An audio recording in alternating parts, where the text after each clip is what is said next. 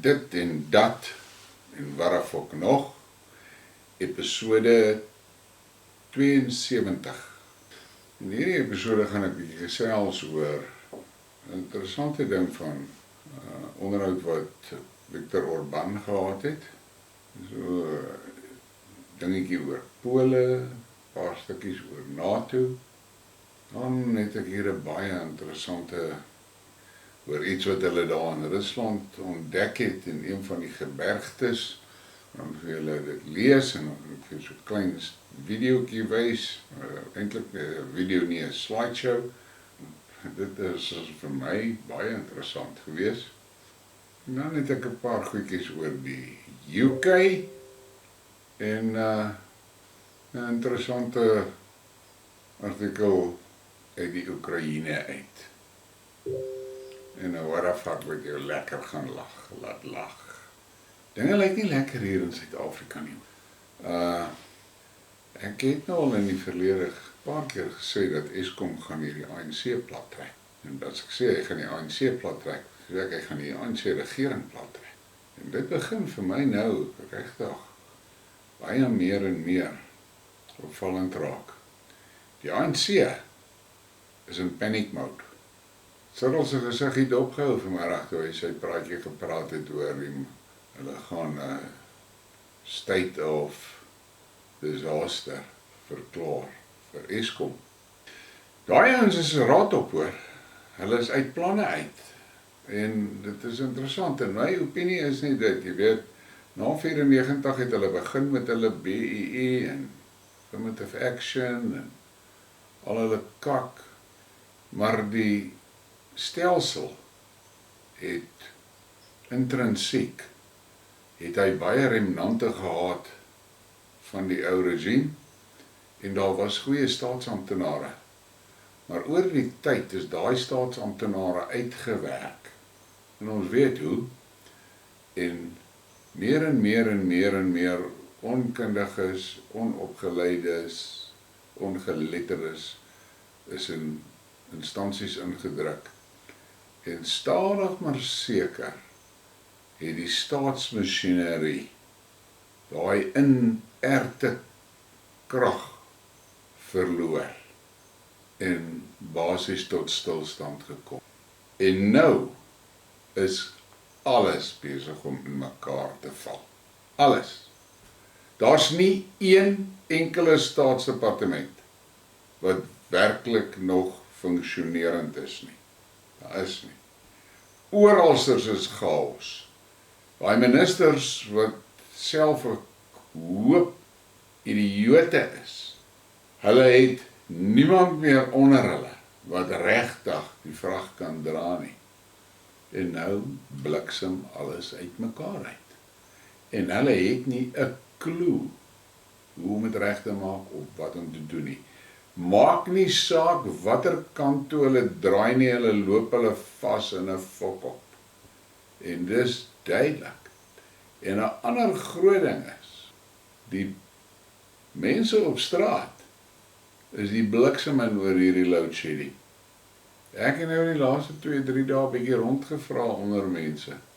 En hulle almal sê vir my, daar waar hulle bly in die woonbuurte waar hulle is, die mense is gatvol.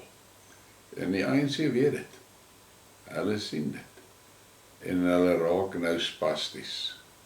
En toe ek nou my jong dae my bootwinkels gehad het, as ek ouens geleer het om hulle bote in die diepsee in te vat, het ek altyd vir hulle gesê, die oomblik as ons daai boot klim en ek daai stuurstokke vir daai man gee, dan sê ek vir hom, onthou net, whatever gebeur, moet net nie paniek nie. Want as jy paniek, gaan jy opvop. Dit is nie 'n kwessie nie. Jy gaan. En kyk deur hierdie ANC topbestuur. Paniek is op hulle gesigte. Vir Kile, hy donder aan, maar hy is te dom om te paniek. Ek meen, hy is een van daai ouens, jy kry maar sulke ouens, hulle is te dom om seer te kry en al sulke goed. Maar nou ja, dit daar gelaat. Ek begin vanaand nou weer, gaan nou seker weer 'n paar mense wees wat se oë gaan rek en gaan frons vir my. Maar ek begin met hierdie foto. En hierdie foto sou nou spesifiek in 'n salon ingeskryf word in 'n kategorie van bodyscapes. Hulle noem dit bodyscapes. So, daar's nie baie salonne met so 'n kategorie nie, maar hierdie een sou in bodyscapes gepas het en hy sou goed gevaar het. Die beligting is baie goed gedoen, die komposisie is baie mooi gedoen. Ek hou baie van dit. Ek kan nie eintlik fout met hierdie foto vind nie. So van my is dit 'n 9, maklik. En dan kom ons nou by Viktor Orban se gesprek. Hy het op vrae geantwoord by 'n klomp joernaliste. En jy moet mooi luister wat hy sê. Putin cannot and will not lose the war. Hungary Prime Minister Viktor Orban made some remarks about the situation in Ukraine. Orban received journalists in Budapest, including Rod Dreher, editor-in-chief of the American Conservative, who outlined the Hungarian Prime Minister's main thesis. Russia cannot allow a NATO presence in Ukraine. Long gone is the time when Russia could conquer Ukraine and establish a pro-Russian government in the country. Russia's goal is to turn Ukraine into an ungovernable ruin so that the West cannot claim it as a prize. Ukraine, like Afghanistan, is a no man's land. The West does not understand that time is playing in Russia's favor in the war in Ukraine. Direct involvement of NATO troops in the war cannot be ruled out. The West is at war with Russia. He excludes that Putin may use tactical nuclear weapons. In wars, the Russians are traditionally weaker in the beginning, but later they cannot be stopped. The Ukrainian foreign minister reacted to Orban's remarks, calling them categorically unacceptable. The Hungarian ambassador will be summoned to Ukraine Foreign Ministry for a frank conversation. Nou, hulle kan nou maar raai, ambassadeur roep soveel as hulle wil. Dit wat Orban hier gesê het, is wille woorde hoor. En hier is 'n paar realities hier, wat die Weste van kennis moet neem. En wat vir my veral sterend was, is hierdie bewering. Russia's goal is to turn Ukraine into an ungovernable ruin so that the West cannot claim it as a prize. Ukraine, like Afghanistan, is a no man's land. Nou, die feite is, die Russe veg baie versigtig om in Donbass, want dis waar die Russe bly. Hulle wil nie hulle eie mense daar beseer en doodmaak nie. Maar hulle is baie naby aan Bakhmut vat, en dan gaan dit vinniger gaan. En sodra hulle daai hele Donbass skoon het, en hulle gaan dan nou na die sentrale dele van Oekraïne toe, dan gaan dit 'n gemors wees vir die Oekraïne. En dan begin ek dink dat dit wat Orban sê, van die ungovernable ruin, kan dalk waar wees, want ek glo die Russe gaan vir hulle looi, en hulle gaan nie worry oor infrastruktuur of niks nie, want daar is baie min Russe in die sentrale deel van Oekraïne. Ek het net die dag 'n artikel gelees van hoeveel mense al uit die Oekraïne uit oorgegaan het na die Donbass toe. Dis scary. En dan die weste kant van die Oekraïne, die Russe wil eintlik niks van dit te doen nie, want dis daar waar die Nazis, dit is hulle heimat. En Pole het sy oog op daai deel. En ek sê weer 'n keer, as Pole sy diplomatiese kaarte reg gespeel het met Rusland en nie so aggressief gewees het nie, en met Rusland gepraat het en sê, luister, ons sal hierdie weste kant van julle hande afvat, so Putin heel waarskynlik wil sê, go for it, bly net uit ons pad uit. In elk geval, dis my opinie. En dan kom ons by NATO. Boris Johnson, Minsk Agreement were a diplomatic charade. Western intentional double-dealing and procrastination laid bare. Thousands of innocent civilians of Donbass paid for this NATO-made charade. with their lives. Kyk man, hierdie ding oor die Minsk agreements. Die Russe gaan dit nie vergewe of vergeet nie. En dan kom ons by hierdie deel. NATO state modeling cyber strikes on Russian infrastructure. Britain has been modeling cyber attacks on Russia's critical infrastructure. The country's Deputy Foreign Minister, Oleg Seremolotov, said on Saturday. He added that the simulated hacks included energy facilities and were conducted under NATO guidance. The Deputy Minister stated that the foreign actors' attempts to hack Russian government entities have increased by 2 to 3 times over the last year. He was reacting to a story published by The Times last month in which Lieutenant General Tom Coppinger-Symes, the Deputy Commander of the UK Strategic Command, was quoted as saying the National Cyber Force was seeking to recruit people with Russian degrees. Nou al wat ek vir julle sê manne, dis nou by die UK wat nou hierby betrokke is. Hierdie UK, hulle soek vir kak meneer Russe hoor. Ek weet nie wat is hulle plan nie. Daai eilandjie word uitgesort met 1 Poseidon torpedo. En dan luister na hierdie Poolse amptenaar wat te kak raak sy kwyt. The dissolution of the Russian Federation is far less dangerous than leaving it ruled by criminals.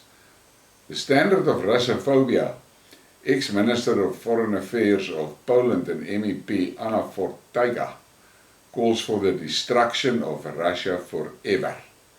The collapse of the Russian Federation is much less dangerous than leaving it under control of criminals. Ex-Minister of Foreign Affairs and ex-head of the Office of the President of Poland, MEP Anna Fortyga, demands to put an end to Moscow's imperialism forever. Nou kyk, die Pole soek vir kak. Dis so duidelik, oralsters. En hulle dink, die hele Europa gaan instorm en hulle help as die Russe hulle gryp. En ek het 'n surprise vir hulle. Daar's nie 'n land wat dit gaan instorm om te kom help nie. Hulle gaan hierdie ouens los, dat hulle op hulle eie tamaletjie optel. Dis wat daar gaan gebeur. Daai Pole wil gekalibreer word. En dan kom ons nou by hierdie interessante ding.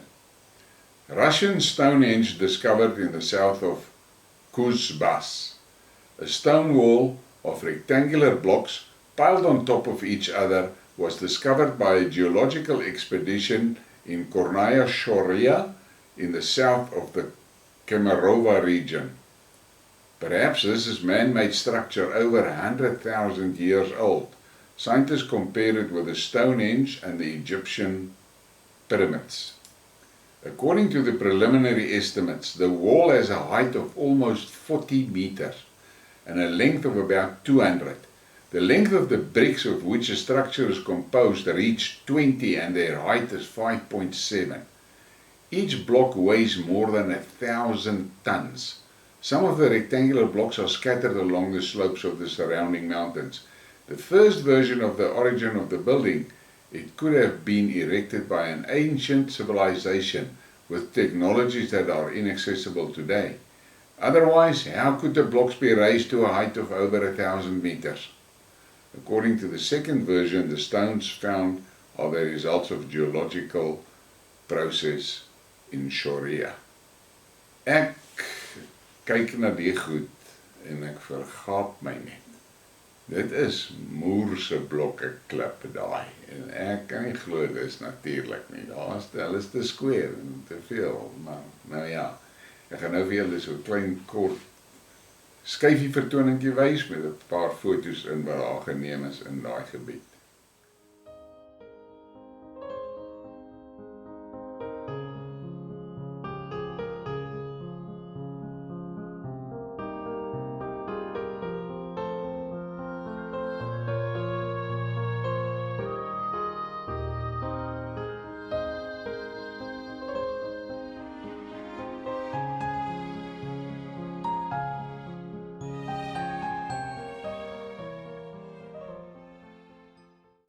Dis dinge soos hierdie wat my laat terugdink Dan daai ou ding wat sê, ons het nie 'n klou wat regtig aan.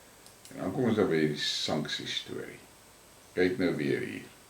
US sanctions against the Chinese company for supplying satellite images to Russia's Wagner Group. The US sanctioned the Chinese company on Thursday, January 26, for allegedly providing Ukrainian satellite imagery to the Russians. Wat die fok is hierdie Amerikaners se storie? Hulle gee vir die Oekraïne wapens, hulle gee vir hulle wapentuig, hulle gee vir hulle satelliet invoer, hulle gee vir hulle al die ondersteuning van die Weste. 41 lande ondersteun die Oekraïne.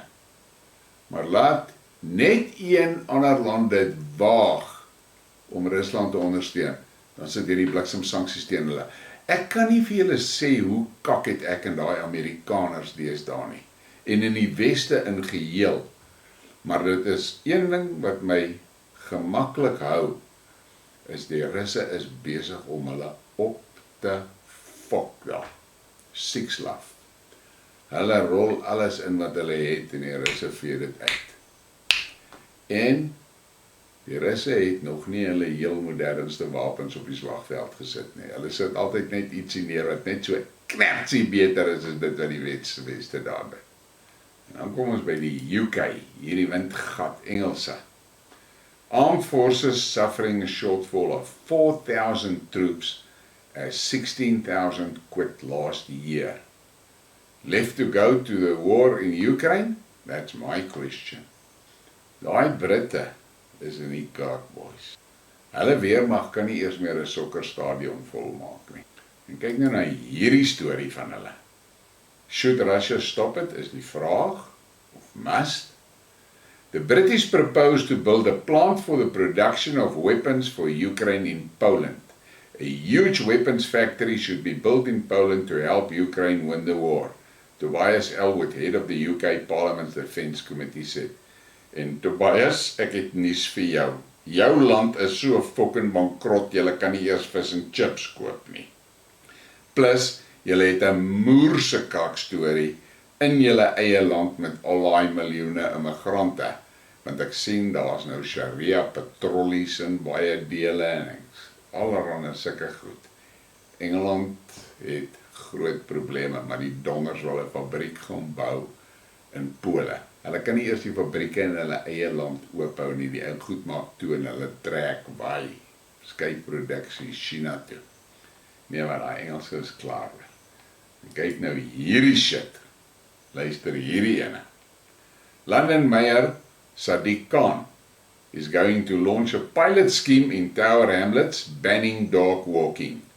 The presence of dogs is unclean, is offensive to Muslims.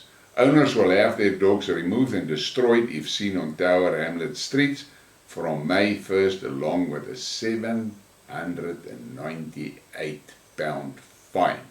En daar staan hy mannetjie, die burgemeester van Londonistan. Ek is jammer, maar die Engelse is Moerland toe. En kyk nou hier. Ukrainian tankers arrive in the UK to train for the Challenger 2. Want hierdie slim souties het mos nou ook besluit, hulle gaan tanks vir die Oekraïne gee. Kyk hoe klim daai manne daar van die plein af. Engeland is a party to the war. En dan kom ons by Arestovich. Nou hy was Zelensky se spreeksman, segsman. Hy is ook gedoop die Baghdad Bob van Oekraïne. Dis die ou wat al die bullshit gespreid het vir die pers en sovoorts. En toe sy ons nou soort van gefire, bedank whatever laasweek. Luister wat sê hy in hierdie onderhoud. Luister mooi wat sê hy. They didn't want to kill anyone. Arestovich spoke about the beginning of the SMO.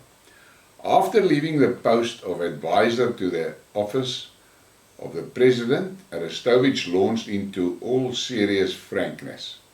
He said that the Russian special operation was conceived as a bloodless mission and should have passed without casualties. They tried to wage a smart war. Such an elegant, beautiful, lightning-fast special operation where polite people, without causing any damage to either a kitten or a child, eliminated the few who resisted. And they didn't even eliminate them, but offered to surrender, switch sides, understand, and etc.